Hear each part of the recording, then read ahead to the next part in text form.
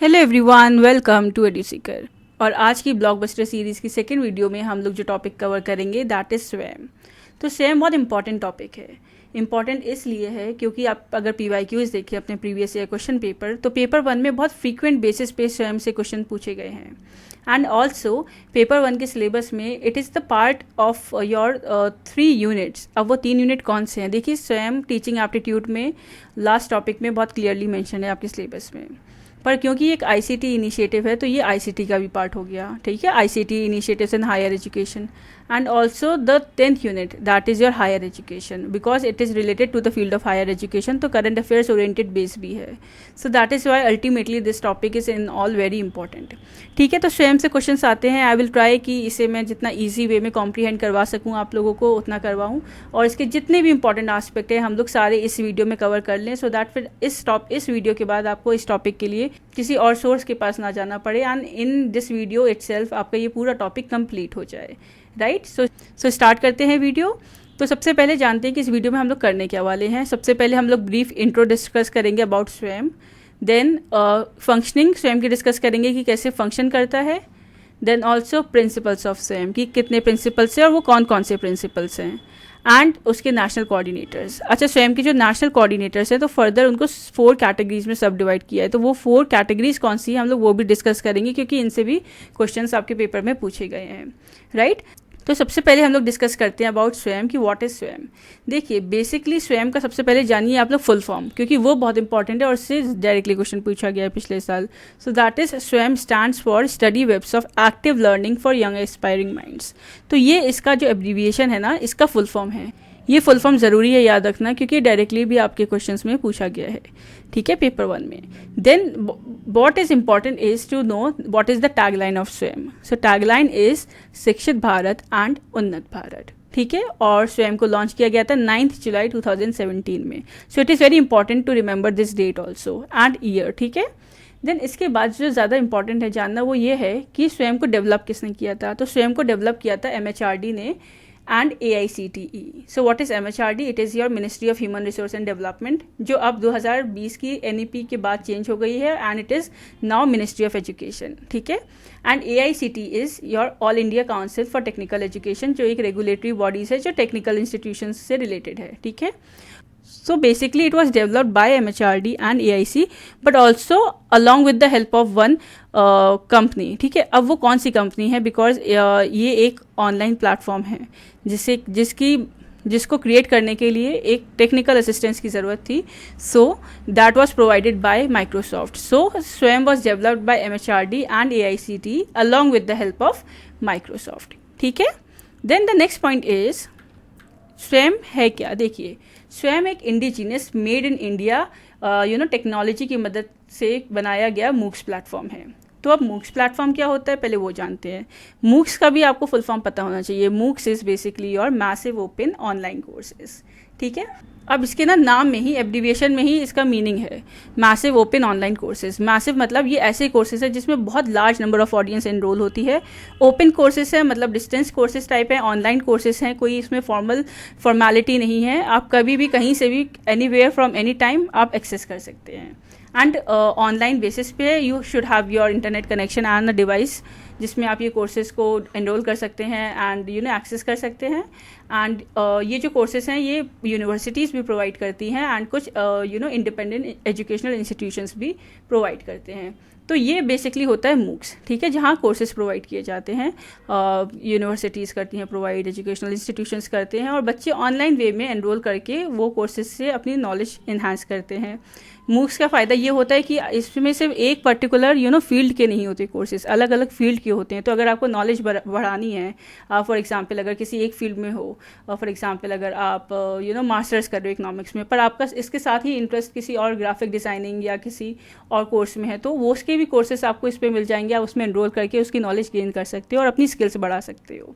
तो स्वयं बेसिकली है क्या? स्वयं जो है वो इंडिया में बनाया गया एक मूक्स प्लेटफॉर्म है, ठीक है। तो अगर पूछा जाए कि इंडिया में बनाया गया मूक्स प्लेटफॉर्म कौन सा है, सो दैट इज स्वयं, ठीक है।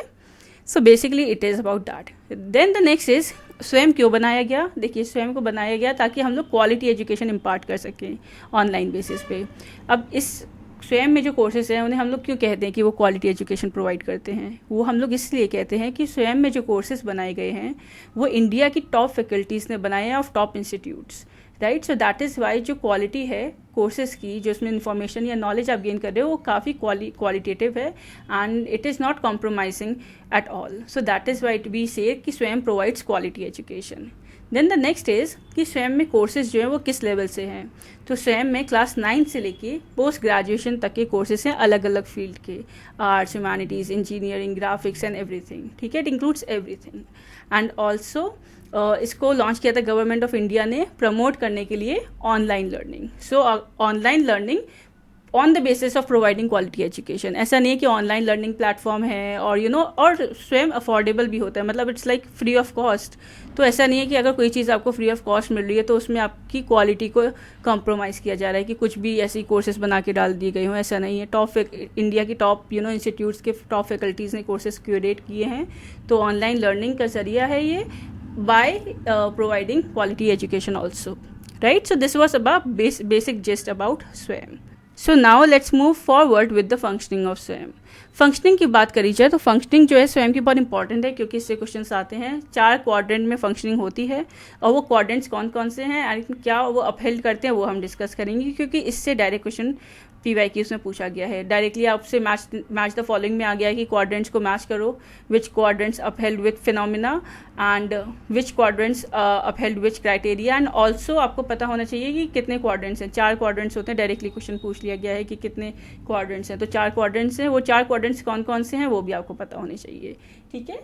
सो वो डिस्कस करते हैं। पहला क्वाड्रेंट जैसे कि आप देख सकते हैं इज ई ट्यूटोरियल्स। तो ई ट्यूटोरियल्स में क्या है, बेसिकली आपके वीडियो लेक्चर्स प्रोवाइड किए जाते हैं, ठीक है। तो वीडियो लेक्चर्स के फॉर्मेट में कोर्सेज बनाए जाते हैं जो आप कहीं से भी जो आप कहीं से भी जाके जो आप कहीं से भी अपने पेज पे रह के एक्सेस कर सकते हो, ठीक है। वो वीडियो ट्यूटोरियल्स के थ्रू आपको कोर्सेज में पूरी इन्फॉर्मेशन दी जाती है relevant to that particular course. And another important thing is that कि स्वयं में जो वीडियो ट्यूटोरियल्स हैं, एक जो कोर्स होता है वो कोई भी कोर्स 20 घंटे से ज़्यादा का नहीं होता। 20 घंटे के कोर्स होते हैं और जो उसमें लेक्चर्स होते हैं वो कोई भी एक लेक्चर 30 मिनट से ज़्यादा का नहीं होता, ठीक है। देन इसके बाद आता है आपका सेकंड क्वाड्रेंट। सो जब आपने वीडियो लेक्चर्स ले लिए देन उसके बाद आता है सेकंड क्वाड्रेंट जो है आपका ई कंटेंट। तो ई कंटेंट में बेसिकली आपको रीडिंग मटेरियल प्रोवाइड किया जाता है, जैसे कि जो भी रेलिवेंट है उस कोर्स या उस लेक्चर से, and it could be in a PDF और इन अ माइक्रोसॉफ्ट फॉर्मेट, ठीक है। फिर आपको वो रीडिंग मटेरियल या आप कह सकते हैं इन्फॉर्मेशन हैंडआउट्स दिए जाते हैं।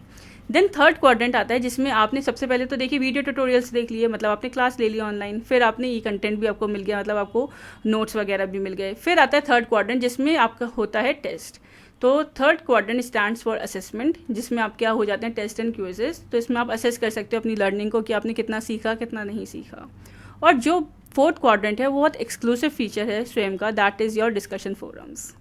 सो fourth quadrant is discussion forum, जिसमें आप अपने डाउट्स क्लियर कर सकते हो, ठीक है। जो भी आपके डाउट्स थे इन द इंटायर कोर्स, चाहे वो ई ट्यूटोरियल्स में कोई डाउट हो या फिर कंटेंट में कोई डाउट हो या फिर आप वो क्वेश्चंस में कोई अगर कुछ कन्फ्यूजन हो, तो वो सब आप अपना डिस्कशन फोरम में डिस्कस कर सकते हो। एंड इसमें बाकी आपके जो भी सेम कोर्स में एनरोल्ड बच्चे होंगे वो भी होंगे, तो आप लोग हॉरिजॉन्टल वे में बच्चों से भी जाके डिस्कस कर सकते हो, right? So this is basically about functioning of SWAYAM in 4 quadrants in a summarized manner, right? Now let's move towards its principles, ठीक है। कि स्वयं के कौन कौन से प्रिंसिपल्स हैं। तो स्वयं के 3 प्रिंसिपल्स हैं। वो 3 प्रिंसिपल्स कौन से हैं वो डिस्कस करते हैं। तो बेसिकली स्वयं है क्या, स्वयं एक इंडिया का मूक्स प्लेटफॉर्म है और मूक्स के जो प्रिंसिपल हैं that is anywhere any time and bye anyone. तो इसी को थोड़ा इम्प्रोवाइज्ड वे में जो स्वयं के प्रिंसिपल्स बनाए गए हैं that is your access, equity and quality. तो अगर हम लोग एक्सेस की बात करी जाए तो एक्सेस में, क्योंकि ये ऑनलाइन प्लेटफॉर्म है, आपके पास एक इंटरनेट कनेक्शन होना चाहिए और एक लैपटॉप या फ़ोन होना चाहिए, और इसकी मदद से आप कहीं भी इंडिया के किसी भी जोग्राफिकल लोकेशन में हैं आप अपना स्वयं के कोर्सेज में एनरोलमेंट ले सकते हैं और कोर्सेज को अटेंड कर सकते हैं। फॉर एग्जांपल अगर आपने देखा होगा, अगर हम लोग फॉर्मल एजुकेशन की बात करें तो जो छोटे कस्बे शहर होते हैं वहाँ इतनी अच्छी यूनिवर्सिटीज़ या कॉलेजेस नहीं होते। मतलब स्कूल एजुकेशन तो फिर भी हर जगह आ गई है, पर अभी भी India lacks in higher education institutions. हमारे छोटे कस्बे और जो शहर होते हैं उधर इतनी अच्छी कॉलेजेस या यूनिवर्सिटीज़ नहीं है जहाँ हायर एजुकेशन प्रोवाइड करी जाए। तो उसके लिए बच्चे माइग्रेट करते हैं टू मेट्रोपॉलिटन सिटीज़, जहाँ उन्हें बहुत ज़्यादा कभी कभी सफ़र भी करना पड़ता है। पढ़ाई भी कॉम्प्रोमाइज़ होती है। तो अब वो चीज़ें आपको एकदम हासिल फ्री हो जाएगी, क्योंकि आप अपने शहर में बैठ के आप कोर्सेज़ में एनरोल कर सकते हैं, आप अपनी इन्फॉर्मेशन, क्योंकि आप अपने शहर में अपने घर पे रह के कोर्सेज़ में एनरोल कर सकते हैं और अपनी इन्फॉर्मेशन ले सकते हैं। तो नो मैटर व्हाट, आप इंडिया के किसी भी पोर्शन में हो, चाहे आप नॉर्थ ईस्ट में हो, साउथ में हो, wherever you are, you can have access to that courses, right. तो access first principle. Then second is equity. तो देखिए इक्विटी मतलब there should be provide of the courses without any discrimination, ठीक है, कोई discrimination नहीं होना चाहिए। पर अगर हम इक्विटी की बात करें एजुकेशनल बैकग्राउंड में, सो बेसिकली अगर हम लोग कंटेक्स्ट की बात करें इक्विटी की in the field of education या फिर in the field of Swayam, तो so basically equity refers to the principle of ensuring fairness and equal opportunities, ठीक है, in terms of accessing and also benefiting from educational resources या फिर educational opportunities. तो यही same concept in the context of Swayam है कि स्वयं का जो प्रिंसिपल है वो इक्विटी का ये है कि ये इम्प्लाई करता है कि जो इनिशिएटिव है वो कमिट करता है providing equal access to educational resources and opportunities learners को, चाहे उनका कोई भी बैकग्राउंड हो और regardless of their geographical locations या फिर उनका इकोनॉमिक स्टेटस या जो भी अदर फैक्टर्स हों, ठीक है। So nothing matters, everything will be provided on equal basis, ठीक है। Then also it will with the help of equity we can address the challenges and needs faced by जो underprivileged learners होते हैं। तो basically it promotes inclusivity and reducing barriers in participation, क्योंकि इतना कोई फ़ी number भी नहीं है कि किसी का अगर फाइनेंशियल बैकग्राउंड इतना स्ट्रॉन्ग नहीं है तो वो फ़ी पे नहीं कर पा रहा है। It's free of cost and certification के लिए देयर इज़ वेरी लिमिट, वो भी एंड ऑल्सो सर्टिफिकेशन के लिए वो भी सिर्फ कुछ कोर्सेज में there is this small amount of fees अगर वो आपको पे करनी होती है, and you also get the certification also, right. Then the third is quality. So quality education obviously it provides, as I have told you earlier also, कि ऐसा नहीं है कि किसी ने भी रैंडमली स्वयं के कोर्सेज आके बना दिए हैं। इंडिया की top faculties, IITs and everything, इनके जो टॉप फैकल्टीज़ हैं उन लोगों ने ये कोर्सेज़ को क्यूरेट किया। रियलिटी है कोर्सेज़ की जो कंटेंट डिलीवरी है, जो इन्फॉर्मेशन आपको मिलेगी लर्निंग प्रोसेस में, आपको बहुत हेल्प करेगी और काफ़ी इफेक्टिव टीचिंग मेथड्स यूज़ करे गए हैं, right. So these are the principles of Swayam. Now let's move towards national coordinators. अब स्वयं के कितने नेशनल कोऑर्डिनेटर्स हैं, पहले तो यही पता होना चाहिए, डायरेक्टली क्वेश्चन पूछ सकते हैं। तो स्वयं के 9 नेशनल कोऑर्डिनेटर्स हैं। अब वो कौन कौन से 9 नेशनल कोऑर्डिनेटर्स हैं वो इसलिए इंपॉर्टेंट है जानना, क्योंकि ये क्वेश्चन भी आ सकता है कि which among the following is the national coordinator of स्वयं, और या फिर आपको ऑप्शंस में दे दिए जाएं कि कुछ ऑप्शंस दे दिए जाएं, इंस्टीट्यूशंस दे दिए जाएं और उसमें से पूछा जाए कि which among the following is not a national coordinators of Swayam. तो जो 9 नेशनल कोऑर्डिनेटर्स हैं ये तो आपको बहुत अच्छे से याद होने चाहिए। So I have write the national coordinators along with their full names. So first is AICTE, which is All India Council for Technical Education. Then the second is CEC, which is Consortium for Educational Communication. Then IGNOU, which is your Indira Gandhi National Open University. Then IIMB, which is your Indian Institute of Management, Bangalore. Then NCERT, which is your National Council for Educational Research and Training. NIOS, which is National Institute of Open Schooling. NITR, which is your National Institute for Technical Teacher Training and Research. NPTEL, which is your National Program on Technology Enhanced Learning. And the 9th National Coordinator is UGC, which is your University Grants Commission. तो ये जो list है 9 national coordinators की list है स्वयं की, ठीक है। ये बहुत अच्छे से आपको याद होनी चाहिए। अच्छा, इसकी फंक्शनिंग के लिए, ईज़ के लिए, इन फर्दर 9 नेशनल कोऑर्डिनेटर्स को ना 4 कैटेगरीज में डिवाइड कर दिया गया है, ठीक है। तो वो 4 कैटेगरीज कौन सी हैं वो भी डिस्कस कर लेते हैं। तो 4 कैटेगरीज हैं। सबसे पहली जो है आपकी that is your school education, ठीक है। तो स्कूल एजुकेशन की जो रिस्पॉन्सिबिलिटी दी गई है स्वयं के कोर्सेज में, उनके रेगुलेशन की, ठीक है, उनके फॉर्मुलेशन की या फिर उनके इम्प्लीमेंटेशन की, that is given to NIOS and NCERT। And in the same way जो सेकेंड कैटेगरी है that is out of school education, तो इसकी रिस्पॉन्सिबिलिटी दी गई है IGNOU एंड NITR को, ठीक है। Then third category is your under graduate courses. तो अंडर ग्रेजुएट कोर्सेज की रिस्पॉन्सिबिलिटी दी गई है NPTEL को, CEC को, AICTE को और IIMB को। और पोस्ट ग्रेजुएट की रिस्पॉन्सिबिलिटी दी गई है NPTEL को, UGC को, AICTE को एंड IIMB को। तो बस अगर आप under graduate and post graduate में डिफरेंस देखें तो CEC का डिफरेंस है।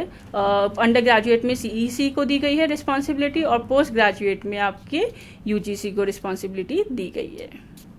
ठीक है।